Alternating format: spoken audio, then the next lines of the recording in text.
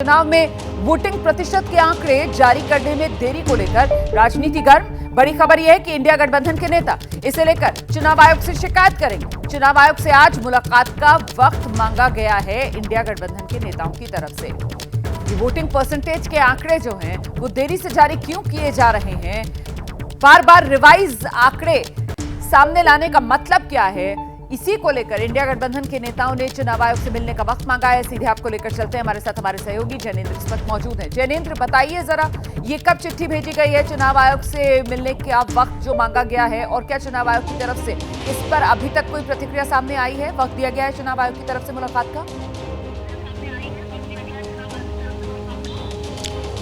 बिल्कुल रोमाना, इंडिया गठबंधन के दलों की तरफ से खासतौर पे कांग्रेस सूत्रों के जरिए हमें यह पता चला है कि आज 4 बजे के बाद इंडिया गठबंधन का एक प्रतिनिधिमंडल चुनाव आयोग से मिलेगा।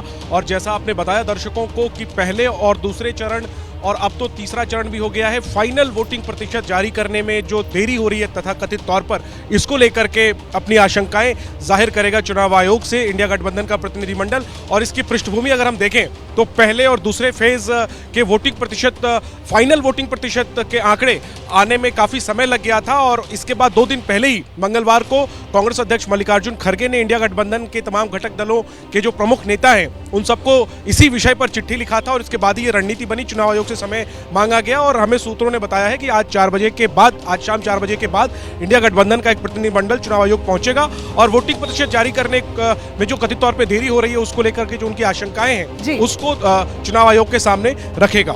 देखना ये होगा कि चुनाव आयोग की तरफ से क्या जवाब दिया जाता है इंडिया गठबंधन के इस प्रतिनिधिमंडल को, जो शाम 4 बजे के बाद चुनाव आयोग जाकर वहां पर मुलाकात करके अपनी आपत्ति दर्ज करवाएगा कि आखिरकार वोटिंग परसेंटेज के आंकड़े जारी करने में इतनी देरी क्यों। आज चुनाव मैदान में अंबानी अदानी पर लड़ाई की। ये कांग्रेस के शाहजादे 5 साल से एक ही माला जपते थे, अंबानी अडानी, अंबानी अडानी, अंबानी अडानी। मोदी जी थोड़ा सा घबराए गए क्या? नॉर्मली आप बंद कमरों में अदानी जी अंबानी जी की बात करते हो, पहली बार आपने पब्लिक में अदानी अदानी अंबानी बोला। शाहजादे घोषित करें इस चुनाव में ये अंबानी अडानी से कितना माल उठाया है। एक काम कीजिए, सीबीआई को इनके पास भेजिए ना, पूरी जानकारी करिए, इंक्वायरी कराइए, जल्दी से जल्दी कराइए, घबराइए मत मोदी जी। क्या टेम्पो भर करके नोटे कांग्रेस के लिए पहुंची है क्या? और आपको ये भी मालूम कि ये टेम्पो में पैसा देते हैं, क्या ये आपका पर्सनल एक्सपीरियंस है क्या?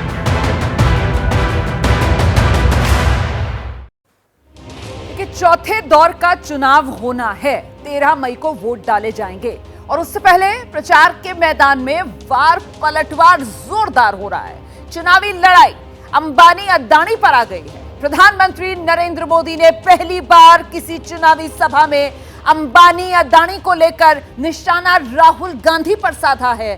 सवाल उठाए कि राहुल गांधी अब अदानी अंबानी पर क्यों नहीं बोल रहे, और राहुल गांधी ने प्रधानमंत्री नरेंद्र मोदी पर जोरदार पलटवार किया है। राहुल गांधी कह रहे हैं क्या प्रधानमंत्री नरेंद्र मोदी घबरा गए हैं, जो पहली बार पब्लिक मीटिंग में आकर अंबानी अदानी का नाम ले रहे हैं। प्रधानमंत्री नरेंद्र मोदी ने आरोप लगाया था कि क्या टेम्पो में भरकर माल मिल गया, इसलिए राहुल अंबानी अदानी पर चुप हैं।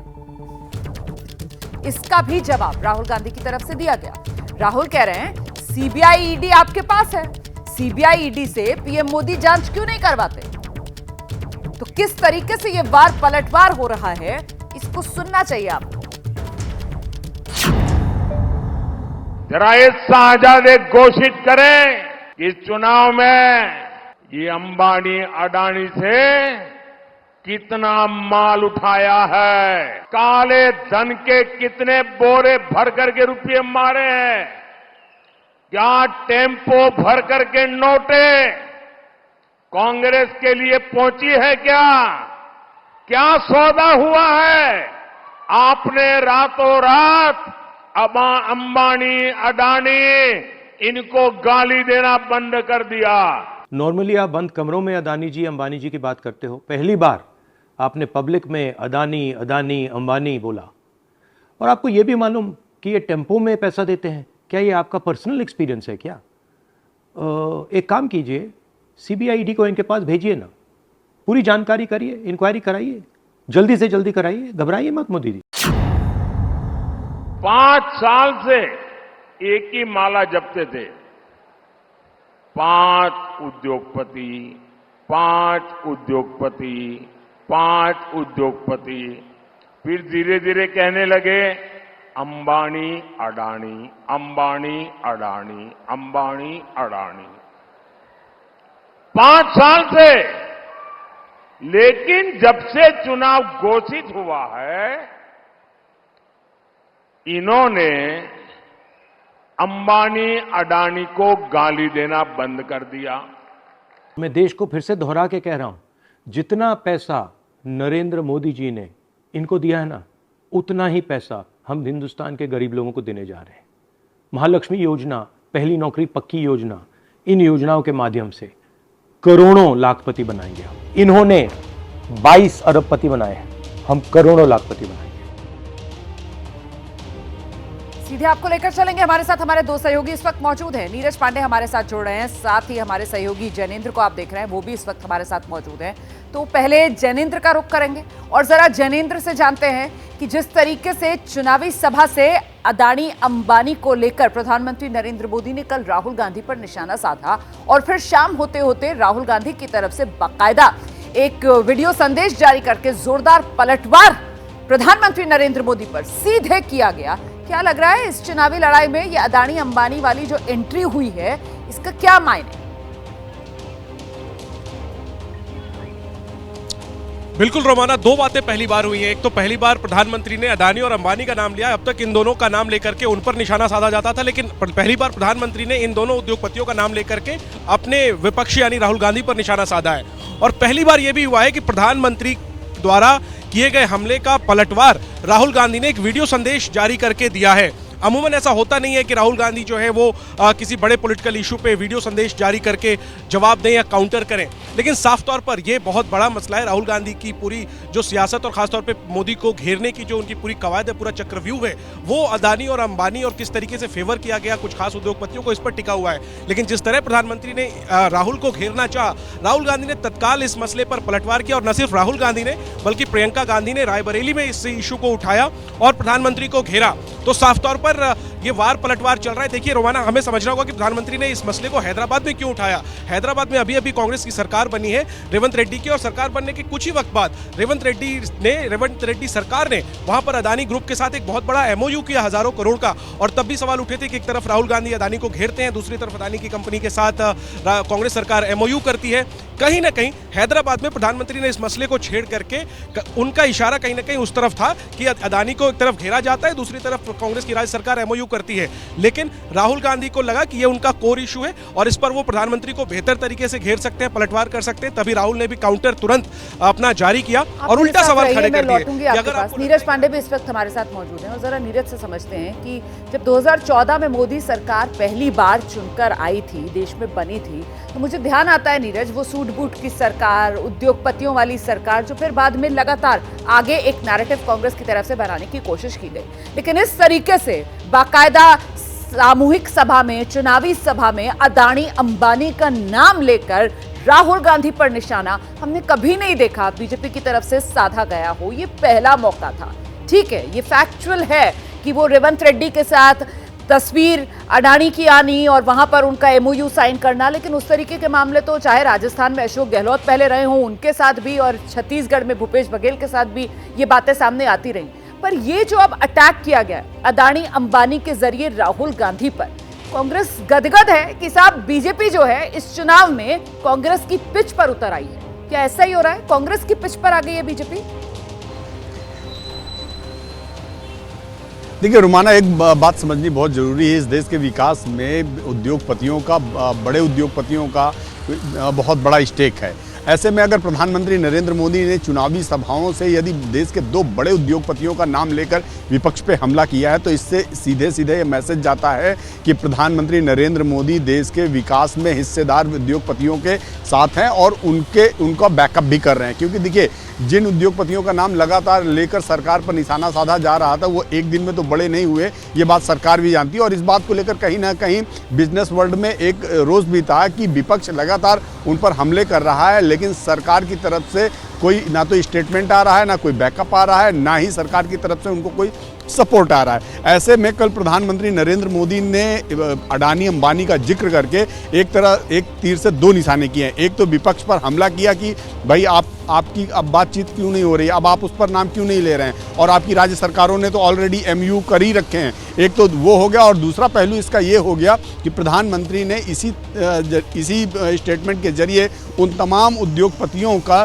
सपोर्ट भी किया है जो इस देश के विकास में लगातार अग्रसर हैं, काम कर रहे हैं, उनके प्रोजेक्ट्स चल रहे हैं। क्योंकि देखिए, आपको अगर देश में इंफ्रास्ट्रक्चर की चाहे बात हो, चाहे रोजगार की देखा जा सकता है, क्योंकि प्रधानमंत्री तो ये कहते हैं कि साहब चोरी का पैसा पहुंच गया क्या, टेम्पो से कालाधन मिल गया क्या, मतलब इस तरीके के जो वो हमले कर रहे हैं। और दूसरी बात ये कि वो कहते हैं कि साहब राहुल गांधी जो है वो चुनाव में इस बार जब से चुनाव की तारीखों का ऐलान हुआ है अडानी अंबानी पर चुप है, जबकि कल 8 मई प्रधानमंत्री नरेंद्र मोदी ने जब ये हमला किया, उससे 2 दिन पहले 6 मई को ही मध्य प्रदेश में चुनावी रैली में राहुल गांधी ने वही अडानी अंबानी वाला तो वो लगातार हमला जो बीजेपी पर करते आ रहे हैं वो हमला भी किया था। इसीलिए दिलचस्प हो जाता है जिस तरीके से चौथे चरण के रण से पहले चुनाव में अडानी अंबानी पर ये जोरदार सियासी लड़ाई। बड़ी खबर आपको बता दूं, जानकारी मिल रही है लोकसभा चुनाव की लड़ाई में ये जो रंगभेद वाला मुद्दा आया है, नस्लीय टिप्पणी करके कांग्रेस को मुसीबत में डालने वाले जो सैम पित्रोदा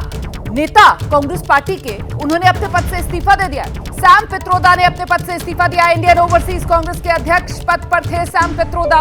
राहुल गांधी के राजनीतिक सलाहकार माने जाते हैं सैम पित्रोदा, राहुल गांधी के सियासी गुरु माने जाते हैं सैम पित्रोदा। और अब बड़ी खबर ये कि इंडियन ओवरसीज कांग्रेस अध्यक्ष पद से सैम पित्रोदा ने इस्तीफा दे दिया है।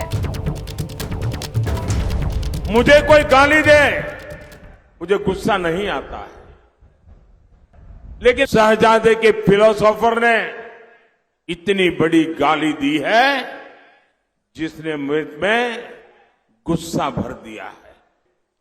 क्या मेरे देश में चमड़ी के रंग के आधार पर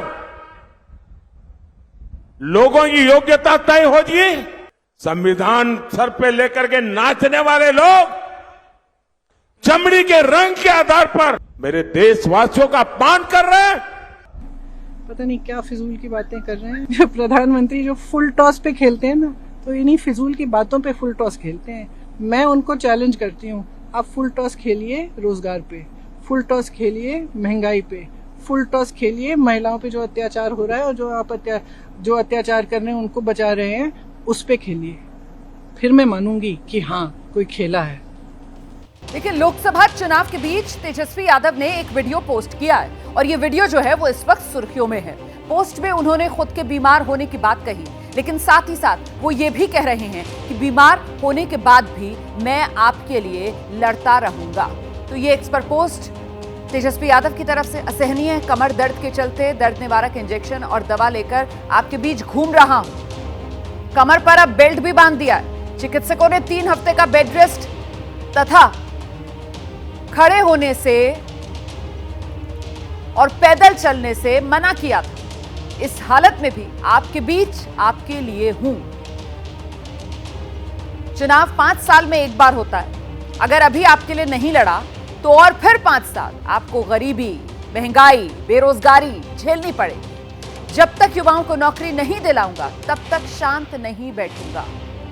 और कमोबेश यही वो बातें जो अभी हाल ही में अपनी चुनावी सभा में भी व्हीलचेयर से बैठे बैठे तेजस्वी यादव ने कही थी। व्हीलचेयर पर बैठकर भी वो चुनाव प्रचार कर रहे हैं और उनकी तरफ से यही कहा गया था कि मैं दर्द में हूं, पीड़ा में हूं, लेकिन मेरा दर्द आपके दर्द के सामने बहुत छोटा है। मैं समझता हूं आपके दर्द को, जो महंगाई की वजह से है, बेरोजगारी की वजह से। एयर इंडिया में जारी विवाद थमता हुआ नजर नहीं आ रहा और ना ही फिलहाल जो मुसाफिर हैं उनकी दिक्कतें कम होती नजर आ रही हैं, क्योंकि आज भी एयर इंडिया की फ्लाइट्स कैंसिल होने का सिलसिला लगातार जारी है। देखिए, अभी तक देश और विदेश के लिए कुल 74 फ्लाइट्स एयर इंडिया जो कैंसिल कर चुका है। एयर इंडिया के मुताबिक यात्रियों को इसकी सूचना पहले दे दी गई है और उन्हें फुल रिफंड या वैकल्पिक फ्लाइट का ऑप्शन भी दिया जा रहा है। हमारे साथ हमारे सहयोगी मृत्युंजय इस वक्त मौजूद है। मृत्युंजय, तो ये तो एक तरीके से फौरी इंतजाम है ना जो एयरलाइंस करती हुई नजर आ रही है कि आप अपनी फ्लाइट्स रद्द कर रहे हैं। आपने 25 कर्मचारियों पर एक्शन भी ले लिया है, लेकिन कुल मिलाकर इसका हल कैसे निकलेगा, इस बारे में एयर इंडिया की तरफ से क्या कहा जा रहा है? देखिए, निश्चित तौर पर बहुत बड़ी चिंता की बात है और ये पिछले 3 दिनों से ये पूरा घटनाक्रम हो रहा है। आज के हालात ये हैं कि रात 12 बजे से लेकर अभी तक जो हमें जानकारी है 74 एयर इंडिया की एक्सप्रेस की फ़्लाइट कैंसिल हुई है। ये शेड्यूल नहीं की गई है बल्कि रद्द कर दी गई है। हालांकि अधिकारियों का ये कहना है कि उन्हें पहले ही जो यात्री हैं उनको पहले ही सूचित कर दिया गया था कि वो फुल रिफंड के हकदार हैं और या फिर वैकल्पिक सेवा के लिए किसी अन्य विमान की सेवा के लिए भी हकदार हैं। तो जो यात्री विकल्प चाहते हैं वो उन्हें मिल जाएगा। जो आपने सवाल पूछा कि इसका हल कैसे निकलेगा, क्योंकि ये तो फौरी बात है, तो इसका हल ये है कि आज एयर इंडिया के सीएमडी जो हैं सीईओ वो एक टाउन हॉल मीटिंग करने वाले हैं कर्मचारियों के साथ में, और उसमें अपना जो पक्ष है, कंपनी का पक्ष है, कंपनी क्या सोचती है, उनके सवालों के जवाब देंगे और संभवतः शायद उससे कुछ नतीजा निकले। महत्वपूर्ण जानकारी दे रहे हैं, लेकिन मैं इस बीच ये भी बता दूं कि एयर इंडिया फ्लाइट से जुड़ी, जैसा कि आप जानते ही हैं कि एयरलाइंस के 25 कर्मचारियों को बर्खास्त किया गया है, काम पर नहीं आने के कारण बर्खास्त किया गया है। अच्छा, ये 25 कर्मचारी ही हैं जिन्हें बर्खास्त किया गया है, जबकि सिक लीव पर, सामूहिक छुट्टी पर तो बहुत ज्यादा संख्या थी कर्मचारियों की जो चले गए थे। तो ऐसे में ये 25 जिनको चिन्हित किया गया है, ये जो टाउन हॉल वाली मीटिंग आप बता रहे हैं होनी है, तो इसमें क्या कोई समाधान निकल सकता है और दोनों पक्ष जो हैं वो किस तरीके से थोड़ा थोड़ा अपने रुख में नरमी लाकर कोई बीच का रास्ता निकाल सकते हैं, इसको लेकर मृत्युंजय जानकार क्या बता रहे हैं? देखिए, ये जो 25 लोगों को टर्मिनेट किया गया है ये मैनेजरियल पोस्ट के लोग हैं, जैसे केबिन क्रू के एग्जीक्यूटिव्स, वो जो प्रमुख हैं वो अपनी ड्यूटी पर रिपोर्ट नहीं किए। उन्होंने हवाला दिया कि वो बीमार है और अपना फ़ोन बंद कर दिया। कंपनी ने ये उनसे कहा कि आपके क्लॉज में ये बात लिखी गई है और आप उचित वैध कारण नहीं बता पा रहे हैं कि किस वजह से आप ड्यूटी पर रिपोर्ट नहीं किया, और उसकी वजह से अन्य केबिन क्रू भी नहीं आए और उससे न केवल कंपनी की संस्था के नाम को बदनामी हुई है, मॉनेटरी लॉस, पैसे की बहुत बड़ी लॉस हुई है और पूरा शेड्यूल, यात्रियों को जो दिक्कतें हुई हैं इसका हवाला दिया गया। तो जो उनके कॉन्ट्रैक्ट हैं, जो उनके 1 अप्रैल 2023 के कॉन्ट्रैक्ट की अगर मैं बात करूं तो उस कॉन्ट्रैक्ट में क्लॉज नंबर 3.15 और क्लॉज नंबर 3.15G जो सेक्शन है, इसके तहत यानी कि आप ड्यूटी पर रिपोर्ट करते हैं, किसी बिना कारण बताए आप एब्सेंट रहते हैं, जिससे कंपनी को नुकसान होता है, कंपनी की छवि को नुकसान होता है, मॉनेटरी लॉस होता है, यात्रियों को दिक्कत होती है, इसके तहत उन्हें निकाला जा सकता है। और वही कार्रवाई 25 लोगों पर किया गया है। ये केबिन क्रू एग्जीक्यूटिव पद के जो कर्मचारी हैं एयर इंडिया एक्सप्रेस के, उनको निकाला गया है। बाकी से भी कई कर्मचारियों से जवाब तलब भी किया गया है, उनसे उचित वैध रीजन पूछा गया है। लेकिन आज की जो टाउन हॉल मीटिंग है वो बड़ी महत्वपूर्ण मानी जा रही है, क्योंकि इसमें जो कर्मचारियों की शंका है, उनके मन में संदेह है, जिसको लेकर ये पूरा मामला 3 दिनों से चल रहा है, उसको लेकर कोई हल निकल सकता है, कोई निष्कर्ष निकल सकता है, कुछ जवाब कंपनी के द्वारा दिया जा सकता है। मुझे ये भी बताइए कि टाटा ग्रुप ने जब से इस कंपनी को टेक ओवर किया है, जो यूनियन इनकी हुआ करती थी, क्या वो अभी भी है? बिल्कुल यूनियन है, लेकिन वो पहले की तरह इतने सक्रिय और इतने एक्टिव नहीं है। बहुत सारे जो एयर इंडिया के पहले के यूनियन के पदाधिकारी थे वो अब रिटायर हो चुके हैं, बुजुर्ग हो चुके हैं और उतने सक्रिय रोल में नहीं है। यूनियन इनकी अलग अलग संस्थाओं की होती है, जैसे केबिन क्रू के लिए भी अलग यूनियन होता है, सी ग्रेड के कर्मचारी, बी ग्रेड के कर्मचारियों के लिए एक अलग यूनियन भी होती है, और रीजन वाइज भी होते हैं। जैसे अगर हम मुंबई की बात करें तो यहाँ कई राजनीतिक दलों के भी यूनियन होते हैं, शिवसेना का यूनियन है, MNS का यूनियन है, ऐसे अलग अलग यूनियंस होते हैं। हालांकि जैसे पायलट होते हैं उनका एक अलग यूनियन होता है, तो उसमें बहुत अधिक सक्रियता यूनियन की अभी तक नजर हमें नहीं आई है। रही बात ये 4 टाटा ग्रुप की, वो जिस तरीके से राजनीतिक दलों का दखल होता है यूनियंस के जरिए, और ऐसे में इस चुनावी माहौल में ये मामला अगर और गरमाएगा तो फिर समाधान या फिर टकराव और बढ़ेगा आने वाले समय में, ये सवाल भी बड़ा हो जाता है टाइमिंग को देखते हुए चुनावी माहौल में। मृत्युंजय, निश्चित तौर पर बिल्कुल सही प्रश्न उठाया आपने। अगर ऐसे पर यूनियन के लोग अगर खुलकर सामने आते, खास करके राजनीतिक दलों द्वारा जो समर्थित यूनियन है, अगर वो आगे आते हैं तो मामला पेचीदा हो सकता है, लेकिन अभी तक हमें वो सक्रियता नज़र नहीं आई। एक वक्त में हम देखा करते थे कि आपको याद होगा एक जेट एयरवेज का जब क्राइसिस हुआ था तो बहुत सारे जेट एयरवेज के पायलट जो है वो सीधे राज ठाकरे के यहाँ चले गए थे और राज ठाकरे ने प्रेस कॉन्फ्रेंस करके समर्थन किया था और फिर नरेश गोयल को अपना फैसला वापस लेना पड़ा था। कितना बड़ा राजनीतिक इंटरवीन किया गया था वहाँ पर, लेकिन वैसी सक्रियता अब नहीं आती क्योंकि यूनियन में अब ऐसे भी लोग नहीं है जो बहुत अधिक सक्रिय हों और टाटा ग्रुप के आने के बाद में वो यूनियन का प्रभाव बहुत ज़्यादा नहीं दिखा है। निश्चित तौर पर सी और डी ग्रेड के कर्मचारियों के लिए जो यूनियन है जैसे सफाई कर्मचारी वगैरह, उन लोगों के लिए ज्यादा सक्रिय यूनियन नजर आते हैं बतौर केबिन क्रू और पायलट। तमाम जानकारी के लिए नजर बनाकर रखिएगा, जैसे कोई और अपडेट होगा दर्शकों तक पहुंचाएंगे। और मुंबई एयरपोर्ट पर ये जो एयर इंडिया वाली जो फ्लाइट्स रद्द हो रही हैं, इसके बाद हालात किस तरीके के हैं, क्या कोई केओस है क्या? क्योंकि देखिए कंपनी की तरफ से कहा जा रहा है, एयरलाइंस कह रही है कि हमने पहले ही सूचित कर दिया है पैसेंजर्स को, लेकिन वहां क्या तस्वीर है एयरपोर्ट पर, इस पर एक रिपोर्ट दिखाते हैं। एयर इंडिया एक्सप्रेस ने अपने 25 कर्मचारियों को टर्मिनेशन लेटर दिया है। L1 के कर्मचारियों को टर्मिनेशन लेटर सौंपा गया है। आपको बता दें कि एयर इंडिया एक्सप्रेस की जो मुश्किलें हैं वो कम होने का नाम नहीं ले रही हैं। फिलहाल अगर फ्लाइट्स की बात करें, मुंबई एयरपोर्ट की बात करें, तो जो फ्लाइट्स हैं वो अपनी ऑन टाइम पर चल रही हैं। आपको बता दें कि एयर इंडिया एक्सप्रेस ने जो 25 कर्मचारी हैं उन्हें कार्टेल करके ऑपरेशन डिस्टर्ब करने और नियुक्ति शर्तों का उल्लंघन करने के लिए टर्मिनेट किया है। ऐसे में जो फ्लाइट्स हैं जो डिले हुई हैं या जिनकी उड़ानें रद्द हुई हैं, उसके लिए तमाम जो पैसेंजर्स हैं उनको रिफंड दिया गया है, कॉम्पनसेशन दिया गया है। आपको बता दें कि टाटा ग्रुप के पास 4 एयरलाइंस है, Vistara, air Asia India, air India और एयर इंडिया एक्सप्रेस। इन सभी को टाटा ग्रुप जो है वो मर्ज करना चाहती है। तो ऐसे में एम्प्लॉइज को जो है, सीनियर कर्मचारियों को अपने पद, वेतन और सुविधाओं को लेकर असुरक्षा है। एयर इंडिया एक्सप्रेस की तरफ से आज एक बड़ी बैठक बुलाई गई है, टाउन हॉल में ये बैठक होगी और कर्मचारियों को आगे के दिशा निर्देश दिए जाएंगे। कैमरा पर्सन अनिल पवार के साथ मैं अमृता दुबे, एबीपी न्यूज, मुंबई। बात हैदराबाद यानी ओवैसी के गढ़ में सियासी रण की, जहां महाराष्ट्र के अमरावती से सांसद, बीजेपी उम्मीदवार और बीजेपी की स्टार प्रचारक नवनीत राणा ने विवादास्पद बोल बोले हैं। नवनीत राणा का कांग्रेस और एआईएमआईएम पर जोरदार अटैक। इनको वोट देना मतलब पाकिस्तान को वोट देना। हैदराबाद के चुनाव में नवनीत राणा पाकिस्तान को घसीट कर ले आई। कांग्रेस लाओ, देश पर हमला कराओ, ये कहना था नवनीत राणा का। कांग्रेस को वोट देना मतलब पाकिस्तान को वोट देना है,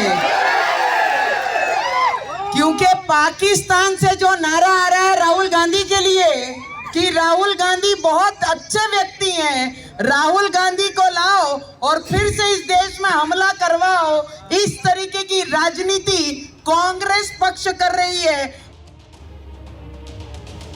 और इससे पहले नवनीत राणा ने हैदराबाद में ओवैसी ब्रदर्स को लेकर भी निशाना साधा। 15 मिनट पुलिस हटा लेने वाले अकबरुद्दीन ओवैसी का जो पुराना बयान था उसी को मुद्दा बनाकर विवादास्पद बोल नवनीत राणा की कह रही हैं 15 सेकंड पुलिस को हटा लो, दोनों भाइयों का पता नहीं चलेगा। हिंदुस्तान हम 25 करोड़ है ना, तुम 100 करोड़ है ना, तुम तो हमारे से इतने ज्यादा है। 15 मिनट के लिए पुलिस को हटा लो, बता लेंगे किसमें हिम्मत है, कौन ताकत है। मेरा कहना है तेरे को 15 मिनट लगेंगे छोटे, और हमको सिर्फ 15 सेकंड लगेंगे। 15 सेकंड पुलिस को हटाया, 15 सेकंड अगर पुलिस को हटाया तो छोटे को बड़े को ये पता नहीं लगा कहां से आया और कहां को गया। तो नवनीत राणा के बयान पर एआईएमआईएम भड़क गई है। नवनीत राणा पर कार्रवाई क्यों नहीं हुई, ये सवाल एआईएमआईएम की तरफ से पूछा जा रहा है। पुलिस प्रशासन क्या कर रहा है, एआईएमआईएम की तरफ से ये सवाल उठाए जा रहे हैं। इससे पहले जब विवादास्पद बयान अकबरुद्दीन ओवैसी की तरफ से दिया गया था तो उन पर एक्शन हुआ था, लेकिन नवनीत राणा पर अभी तक एक्शन क्यों नहीं, ये सवाल एआईएमआईएम पूछ रहा है। नवनीत राणा को इस मर्तबा समझ में आ गया है कि वो अमरावती से बुरी तरह से चुनाव हार रही है। तो ये जो उनको ये झटका पड़ा है, ये जो सदमा उनके दिमाग में लगा है, वो बर्दाश्त नहीं कर सक रही है और इस तरह की अनाप शनाप बातें करने लग गई। नहीं, क्या करेंगे आप? 15 मिनट नहीं, 10 मिनट नहीं, 15 सेकंड के लिए पुलिस को हटा दो। क्या करेंगे? 15 सेकंड के लिए पुलिस को हटा के सारे मुसलमानों को मार डालेंगे, कत्लेआम कर देंगे। हाँ, क्या कर रहा है पुलिस प्रशासन? क्या ये बयान अलाउड है इलेक्शन के अंदर? अगर ये अल्फाज जो इन्होंने कहा 15 सेकंड पुलिस हटा दो, ये अल्फाज वारिस पठान अगर बोलता तो अब तक तो आसमान टूट पड़ता, मेरे खिलाफ एफआईआर हो जाते, मुझे जेलों में डाल दिया जाता।